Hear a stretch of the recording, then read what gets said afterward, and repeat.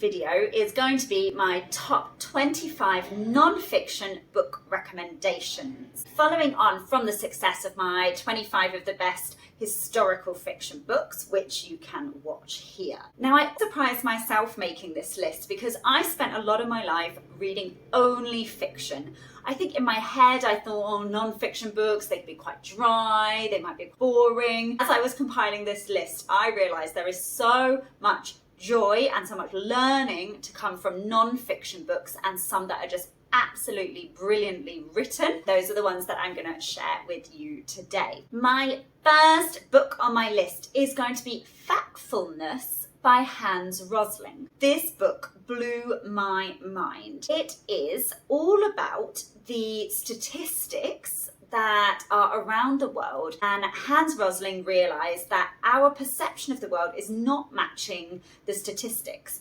Right at the beginning of the book, there's a really good quiz that you have to do to yourself. It gives you a clue if what you think about the world in terms of, say, how much poverty there is, how rich certain countries are, and if your perceptions actually align with the reality. And mine did not at all. And I like to think that I'm quite well read and well travelled, and I'm aware of current affairs. There was just so much that it made me think, God, my perception is just completely way off. I think that's really important because Hans Rosling did a lot of work with world leaders and people who are making decisions about countries and leading countries, and they didn't actually even know the reality of what was happening globally. So he started this mission, and along with his other family members, to go out there, educate people, and try and make people's perceptions align with reality. If you are someone like me who normally is not into statistics and data, then this book is still absolutely for you because it is very compellingly written. The statistics are made very clear and written in a way that is understandable for someone who does not enjoy maths and does not like statistics and data. So I definitely recommend this, even if you're someone who reading a book about data would definitely put you off. I think this book is just fantastic. There's a website linked with the book that I'm going to link below. I've actually shown it to my students in class because it shows different tiers of different income countries and the way that we should be thinking globally, and much more in depth than just developing countries and developed countries. I think for me, that was one of the key takeaways from the book, alongside the fact that my perceptions are way off in terms of how much poverty there is around, how things have improved nowadays compared with the past. Now, the only thing that I was sad about this book is that lots of statistics are about 10 years old now, and I would love to have an updated version of information that's kind of been going on in the world more recently. But unfortunately, Hans Rosling actually died before the publication of this book, so his family members continued the work and publishing it for him. I think this book is so positive and gives so much hope in a world where sometimes, because of the news cycle, because of how we feel bombarded by current affairs globally, we can actually become totally out of touch with all the positivity that does actually exist in this world. So it's a really, really hopeful read. Number 2 is The Elephant Complex by John Gimlet. Now, if big books intimidate you, then you will definitely be intimidated by this book. It is maybe one of the fattest books I've ever read, and it was so compelling, so fascinating. John Gimlet wrote this book as he was traveling around Sri Lanka, but it's so much more than about his travels. He literally tells the story of Sri Lankan history as he experiences different areas of Sri Lanka. He talks a lot about meeting elephants there, the people that he talked to, lots of discussions about the civil war in Sri Lanka and its impact nowadays. He talks to a whole range of people, from terrorists to former presidents to cricketers, and it's just a really in-depth, readable book all about Sri Lankan history. I'm very excited because I'm actually going to Sri Lanka next week, so it matches well for my current reading to be matching with where I'm going to travel to. Actually, have read many books set in Sri Lanka, so I will be doing future videos of books, mostly historical fiction books set in Sri Lanka. However, this was one of the rarities that it's a non-fiction book recommendation from me. Book number 3, Educated by Tara Westover. Now, this list contains quite a few autobiographies, and this is one of the autobiographies that I found so moving and poignant. Basically, it's the story of Tara Westover's childhood up until she goes off to university. She comes from a abusive family who were Mormons in the US. However, many Mormons say that is not us, so I think they were a very unusual family. There was all sorts of things that went on, such as not making your kids wear seatbelts in cars because it was up to God if you crashed and died, and just a lot of real horrific child abuse that went on, to the point where Tara Westover did not go to school, was forced to work for the family in very dangerous working conditions where people got injured regularly. People would not go to hospital in order to heal from that. And it's all about her desire to go and become educated. She then actually went on to study at one of the top universities in the UK, making the move from the US, and wrote this memoir about her life, which is just so powerful. There's so much learning in it about the perseverance that children can have in the face of horrific things happening around them, how she homeschooled herself to be able to get out from that situation, and how it's impacting her as an adult. It's a really moving book, and I haven't read that many autobiographies, but this book made me want to start reading more of them. Number 4, The Body Keeps the Score. Now, I heard a lot about this book before I read it on a lot of different podcasts, and it is written by one of the leading scientists into psychological trauma, by Bessel van der Kolk. And it's all about how we have investigated trauma previously, what was done in the past, and what things are working now to help people heal from trauma. Now, the first part of this book is very grueling to read.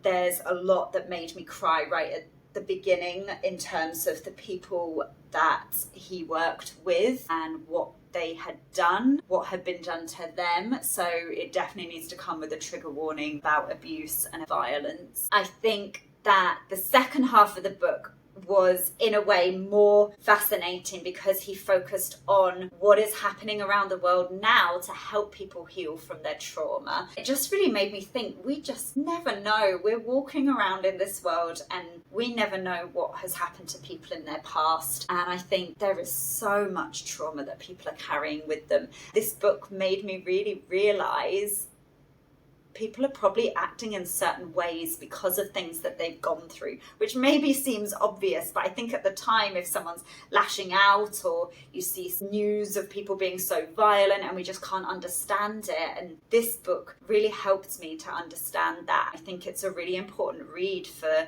those of us that interact with a lot of different people, whether you're a teacher or a social worker or meet a lot of different people in your life. There were absolutely fascinating research that has gone into things that can heal trauma into ways that we heal trauma today. One in particular that I've been discussing with my sister, who is a mental health therapist in the UK, and it is to do with eye movements and how the way that we move our eyes can actually help us to process memories. That memory of the trauma has not been processed like an untraumatic memory, and it's a way of helping us to move on from that trauma so that we can recognize that it is in the past and not feel it in our bodies as if we are reliving it at that moment, which was just mind-blowing to me. I think it's a book that really everyone should read if you can stomach it, because it just explains so much and how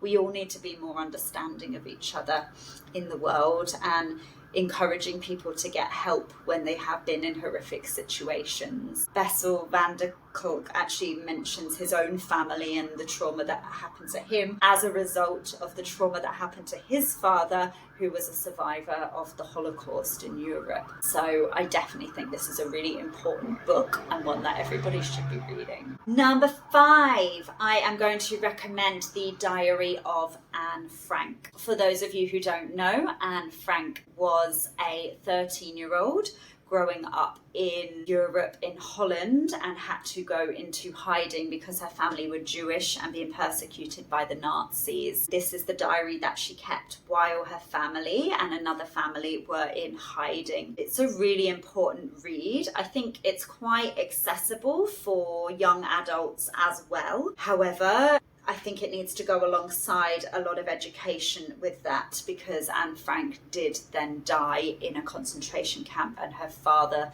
was the only survivor in the family, and he later published her diary. It really taught me a lot about how much people knew. I felt like there was always this belief in Europe that, no one really knew what was going on in the concentration camps. I remember investigating that when I studied history at school. Obviously, we didn't have the journalism that we do today. Obviously, we don't have social media and people posting about things, but Anne Frank and her family knew what was happening and they knew the dangers. And so I really think that many, many other people did as well. And I think that was one of the main takeaways that I took from her diary. I think it should be recommended reading for everybody to learn about the Holocaust and the realities of what families went through. Number 6 is a book called Tamil Tigress by Niromi de Souza, who I believe might not be her real name. She was a child soldier in Sri Lanka during the Civil War, fighting for the Tamil Tigers, who were the group fighting for freedom and independence in Sri Lanka and wanted to set up their own Tamil state. And there were many war atrocities that happened in Sri Lanka during this time. That's really well explained by the Elephant Complex book that I mentioned earlier. However, this is obviously all from the perspective of one girl growing up in that environment, how she was recruited and joined the Tamil Tigers, the kind of things that she was expected to do, the fact that if caught, all of the members of the Tamil Tigers had cyanide capsules around their necks and they were expected to commit suicide rather than be caught by the enemy. And Niromi de Souza survived that, and I understand that she now lives as a refugee outside of Sri Lanka. I don't believe she can go back, and it's just a really eye-opening read that made me understand so much more about Sri Lanka, about terrorist organizations and how they work and how they were very much supported at the time because the Tamils were fighting for freedom. And I think it's a really important read to learn about the world, to learn about the experience of children in civil wars as well. Book number 7. Again, this one's quite a heavy read. I'm going to recommend How Dare the Sun Rise by Sandra Uwiringiyimana, who is a refugee from Congo. Now, this is a young adult recommendation. That said, it does need to come with some trigger warnings because Sandra is a survivor of genocide that happened in Congo, and she survived a massacre, whereas some of her family members did not. So it is a very upsetting book. I remember reading it in the classroom during private reading time with some of my students, and I thought, actually, I need to read this book by myself so that I won't dissolve into tears, because it's very upsetting and obviously all told from her point of view as a child, again, caught up in this infighting within countries and the reality of it. She then talks about how she walked and left and trying to find her family members, not knowing what happened to some of them, the deaths the murders that happened to some of her family members, and getting out and moving to the US, her experience of being a refugee in the US, of reuniting with some family members there as well. And again, just so much learning and making us more compassionate to what children are going through around the world today. It's quite simply written to really make it understandable for a young adult audience as well. Book number 8 is The Patient Assassin by Anita Anand. Now, I actually talked about this book before on one of my videos about books that I cannot believe are true, but they are. So this is Anita Anand's nonfiction book based around a character who went after revenge for a massacre that happened by the British Army in India during the British colonization of India. It follows his story, his character, as well as a few different historical figures about what was happening at the time, how he managed to go about this revenge, lots of research that she had done into the different historical figures involved with the massacre, what happened afterwards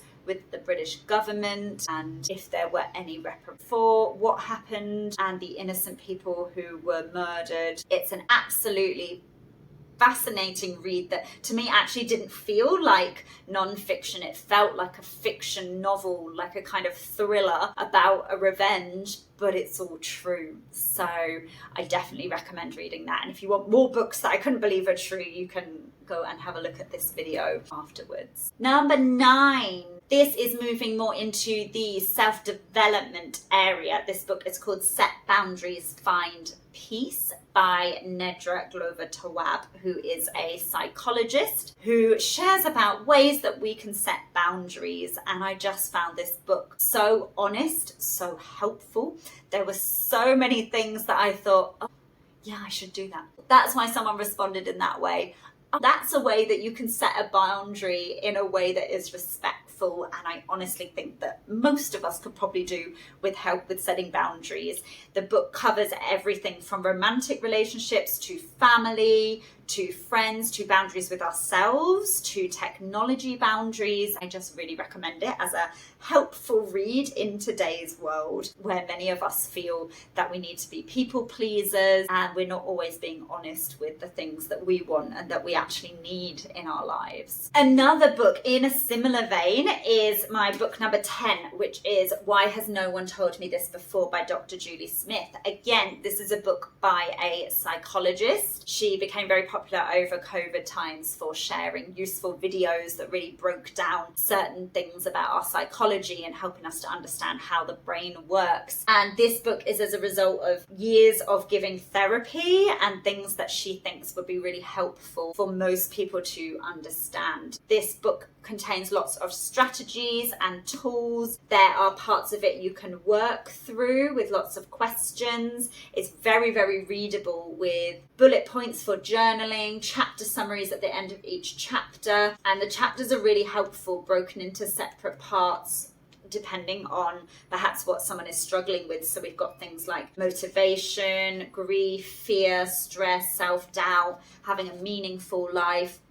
Really useful tools and strategies that I think a lot of us could benefit from. So I think there's so much learning in this book for sure. Number 11 is The Wager. I did also mention this on my unbelievable non-fiction books because it is just so unbelievable. This is a book by David Gran. The tagline is A Tale of Shipwreck, Mutiny and Murder. It is like the original shipwreck castaway survival story of a group of men in the 1700s who get shipwrecked off the coast of South America and everything that happens to them, how they survive, how some of them don't survive, what happens in that societal breakdown of people just purely trying to survive, if it's human nature to turn against each other or to help each other.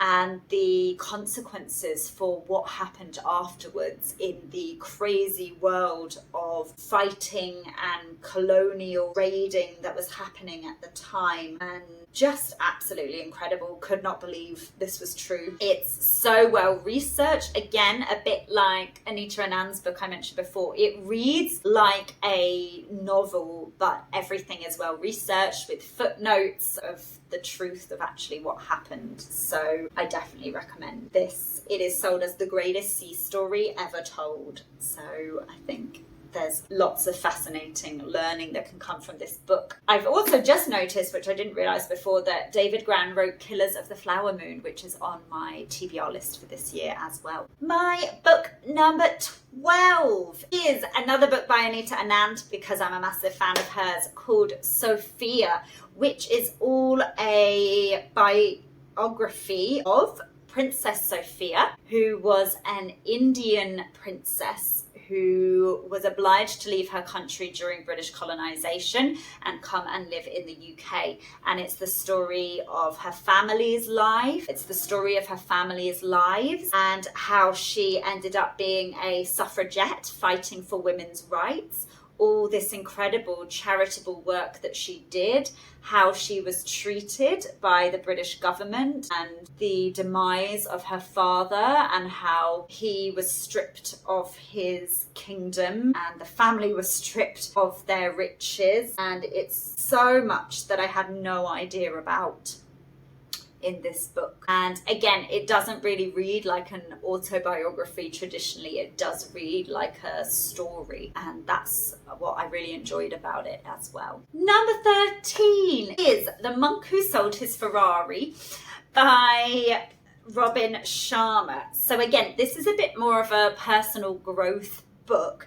It's very simply written, which when I started it, I wasn't really sure about, mainly because I'm used to reading a lot more, I guess, hardcore literature. But I think it really works because I think it's quite accessible for everybody. And it contains a lot of really useful, simple habits and routines that can help us all. I am very into meditation, and this book talks a lot about ways that we can meditate, that we can bring calm into our lives, why we are not prioritizing the important things in life, and how we can do that. The story starts off with a very busy lawyer, and he has a visit from a monk who is actually someone he used to work with in the lawyer world. And this monk comes back into his life to teach him the things that he has learned while studying in a monastery in the Himalayas. And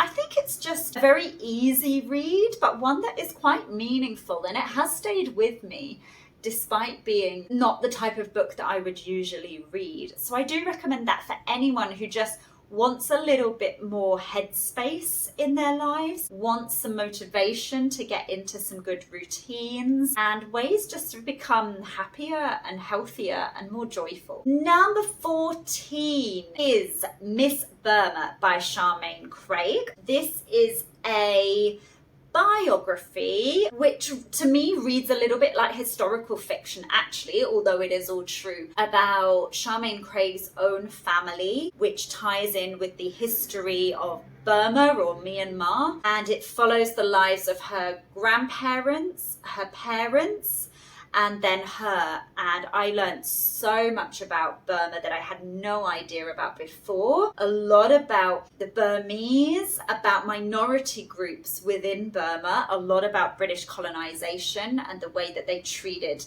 lots of those different minority groups when they were in control, and a lot about fighting for their freedom and their independence from the British, something that I was never taught at school, despite the fact that that is also part of my history as a British person. So I think there was so much learning and perhaps unlearning as well that had to happen there, particularly in terms of things that happened in World War II in Southeast Asia that I just had no idea about, and that are very much glossed over in the history that I learned at school. Number 15 is Wild Swans. Again, a little bit similar to Miss Burma in that it is written by Jung Chang, who follows the history of her own family from grandparents. I think it also references her great-grandparents, and then her grandparents, her parents, and down to her, which follows the last 100 years of Chinese history. This book to me was mind-blowing. It did give me nightmares. It's not an easy read. It obviously talks a lot about communism and what life was like under Mao. A lot about how brainwashed people became, that they would throw their own families under a bus because they felt like the Communist Party under Mao was what was more important than even their own families' lives, which was just so shocking to me. And it was also so important about the ways of being kind, and that when people are happy, that makes them kind and they don't behave like that. And it ties in with a lot of the things that I was reading about trauma as well in The Body Keeps the Score. So a lot of these books really intertwine in my head and help me to have a deeper understanding of what people have gone through and what Chinese people have gone through. Number 16 is It's Not That Radical by Michaela Loach. Now, Michaela Loach is a Jamaican young woman who also grew up in the UK, and she is a massive advocate for the climate crisis and for helping to protect the environment. I had been following her for quite a long time before the book came out on social media, because she shares so much information and learning and ways that we can all be helping improve the planet. Now, this book is called It's Not That Radical.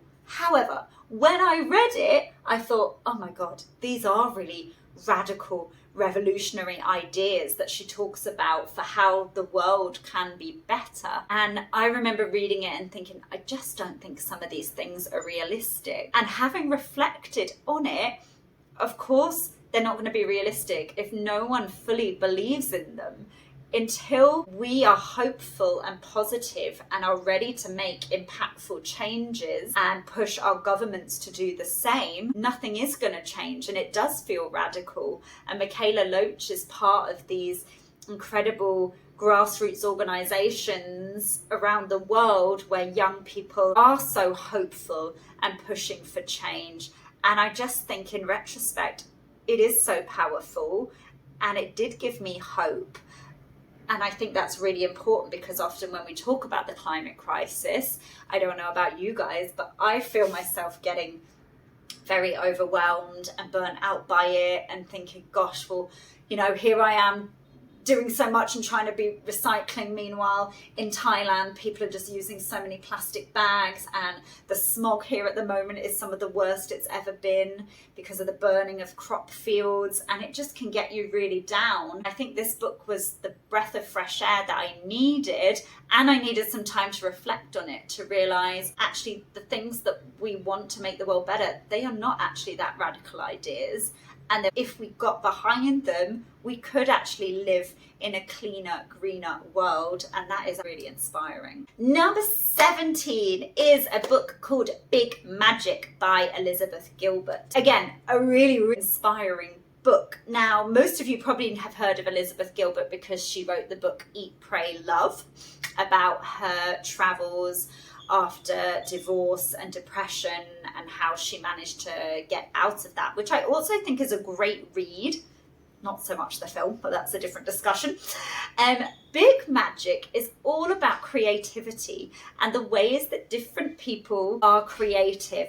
This book, I think, it is magical about how poets around the world get their ideas for poetry. There's one incredible story that I remember where a poet, she feels the poem coming down the hill and she has to run to her house and write it down backwards before the poem leaves and goes out the other side of the hill. And Elizabeth Gilbert talks a lot about geniuses and how in the past, I think it was the Greeks that saw them as almost these kind of outer body spirits that would then come and whisper ideas to us, and if we were ready we would actually write them down, so that genius wasn't something that we had within us, it was something out there that we could tap into if we so wished to, and that if we didn't, those ideas might then pass on to somebody else. I think you have to be really open-minded to read this book, which I definitely was, and I just found it so inspiring, and it made me want to go away and create. And I think whether you're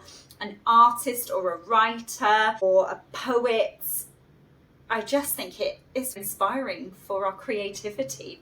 So I recommend it if you need a dose of inspiration and encouragement to be creative. And it's not about the fact that whether we should be the best or whether we need to have our poems published. It's about the enjoyment that we all have when we are being creative. Number 18 is My Own Story by Emmeline Pankhurst.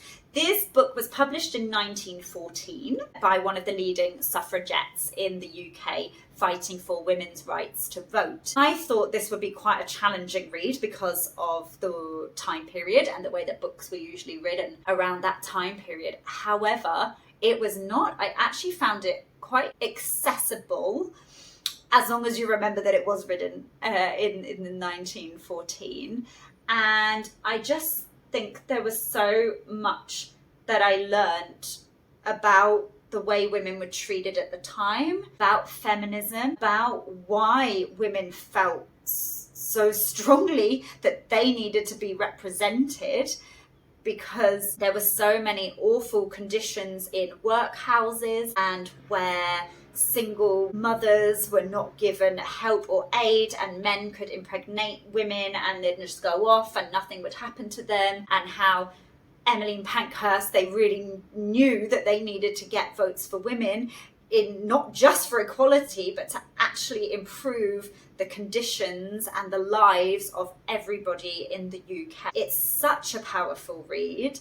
It's really interesting to see the discussions about militancy, because I think we obviously all have this understanding of terrorist organisations and the violence there, and how the suffragettes turned around and said, no, we are women, we create life, we will not take other people's life. Yet because of that, it took them decades to get equality and get the right to vote, whereas men at the time, particularly men from a lower income bracket, murdered someone and then got given the right to vote immediately because they were violent. And I think it just brings up a lot of questions in my mind, certainly, about, well, do people have to be violent to get what they want, and is that justified? And just a lot of really big ethical questions that I think we should all be thinking about in today's world, even, 110 years on from this book being published. It also talks a lot about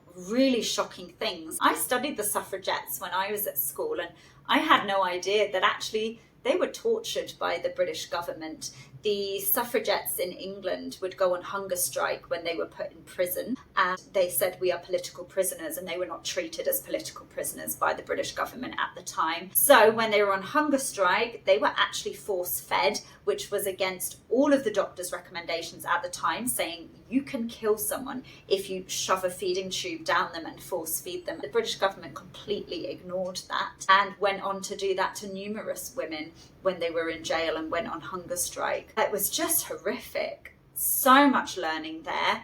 Really recommend it if you're interested in that time period and about how we now have the right to vote. And actually, I have always voted, but when I read this book, I thought, my gosh, look at what women went through in order for me to have the right to vote, and I will always vote because of them. Number 19 is City of Gins by William Dalrymple, who is a fantastic historian who writes a lot about India, where he also resides, even though he is British. This book is all about Delhi, and it's told from William's experience of moving there as a fairly young man, and every time he encounters someone in his new world of Delhi where he's living, he then goes in and looks at the history. So for example, he has a taxi driver who is Sikh, and he then uses that character to go in and explore what happened to the Sikhs, about Sikh kingdoms in the past, about partition, and I just learned so much from this book. I think it was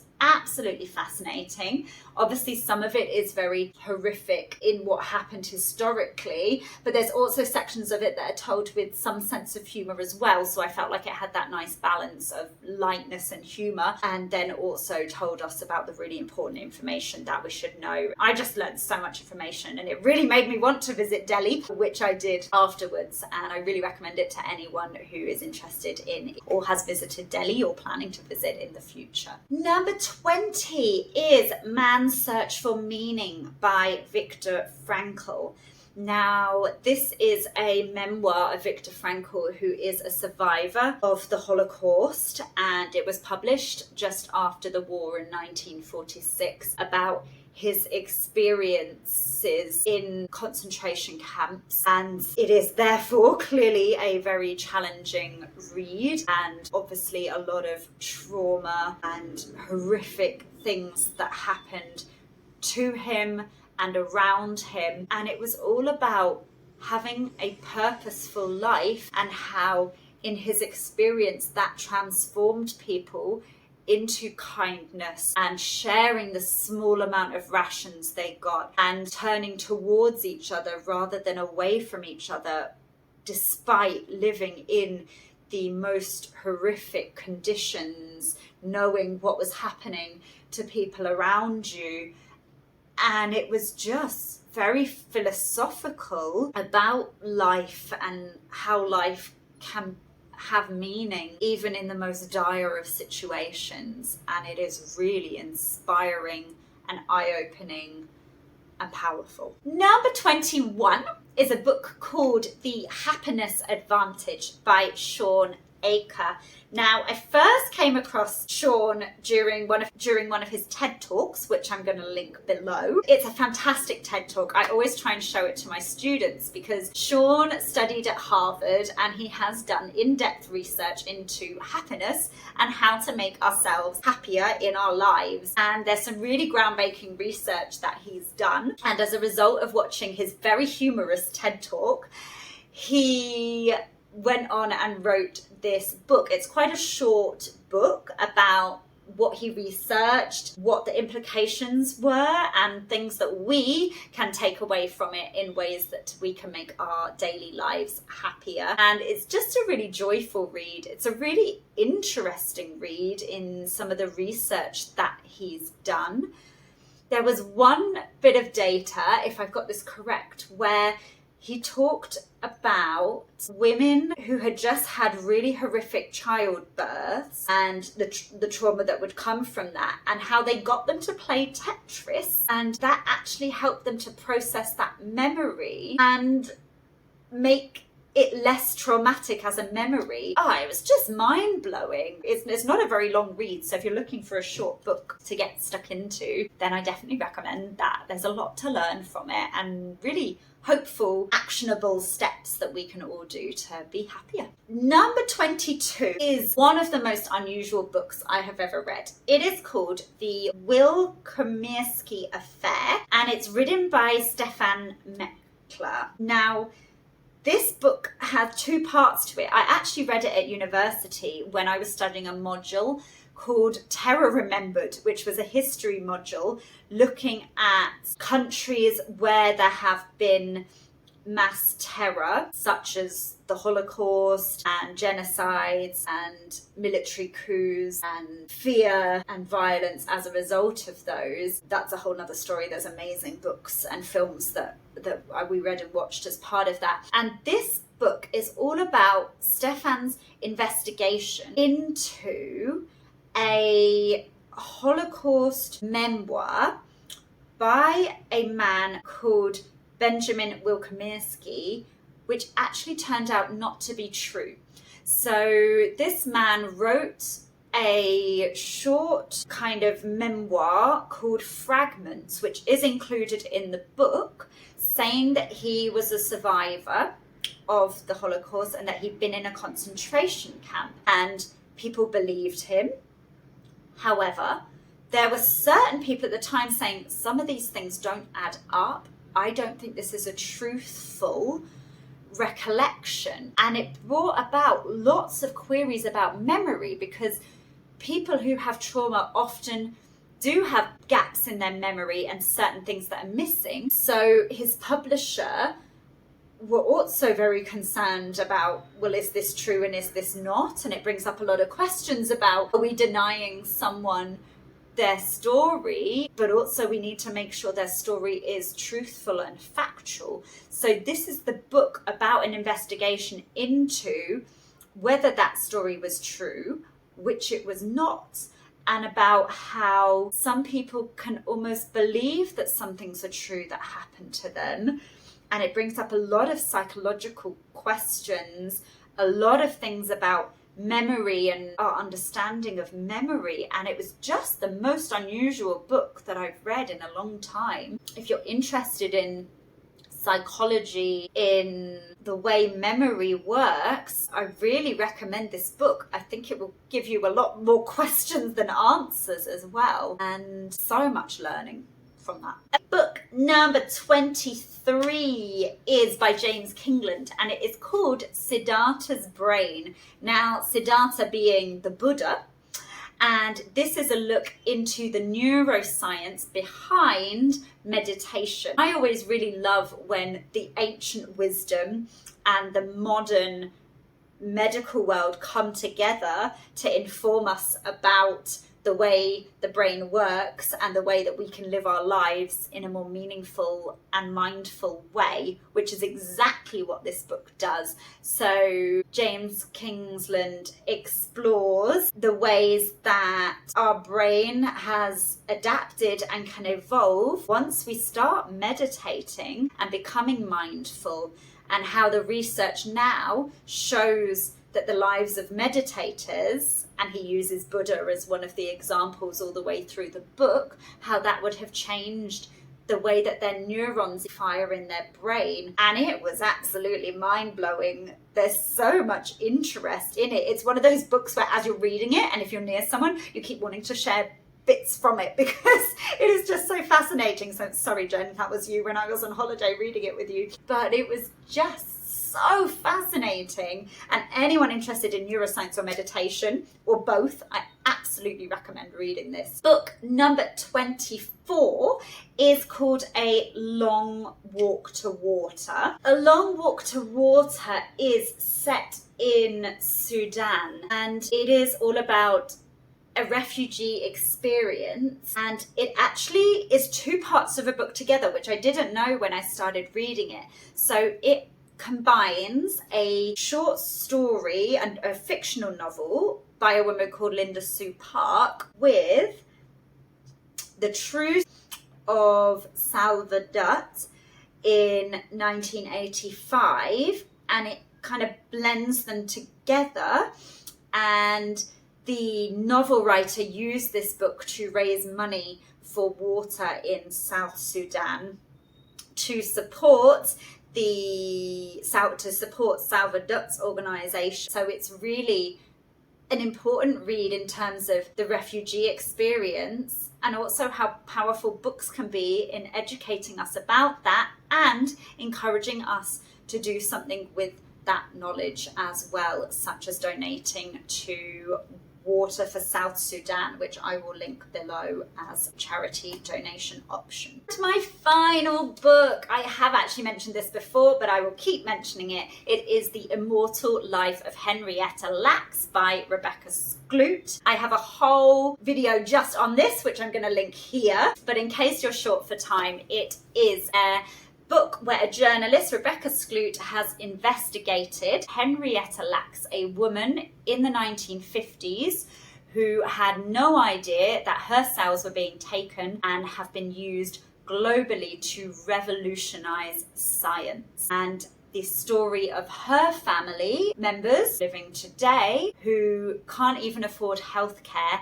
yet pharmaceutical companies are selling vials of their mothers or grandmother's cells for profit. And it's a lot about racism, about the treatment of poor working class people, about hospitals and research, there's a lot of ethical questions that it throws up, such as, is it right for pharmaceutical companies to profit from our cells? Should we have an option of whether we want to donate our cells or not? Because in the US at the moment, they are taken without our permission during certain routine experiments. Should we have the right to monetize our cells? If not, why do pharmaceutical companies get the right to profit from our cells and research on them? And it is just so mind-blowing, the way that people could experiment in the past and the lack of ethics that happened in the scientific community in the name of research, and the damage that that has done, particularly for members of the Black community in the US. And I just learned so much on so many levels, and I definitely recommend this book. If you're going to read one book this year, it should be that one. Now, there are so many books that I realised are on my TBR list for non-fiction books. So just a few books that I was hoping to mention, but that I didn't. One of which is the interesting narrative of Olaudah Equiano, which I was hoping to read in time for making this, but I didn't yet. So there will be a review of this one coming soon. Equiano is probably known as Great Britain's most famous slave, who managed to free himself, get out of plantation slavery in the Caribbean, and he wrote this autobiography of his life and how he became one of the main characters in the abolition of slavery, in abolish the slave trade. So that's one of my TBR non-fiction books. I also have a few more just as a taster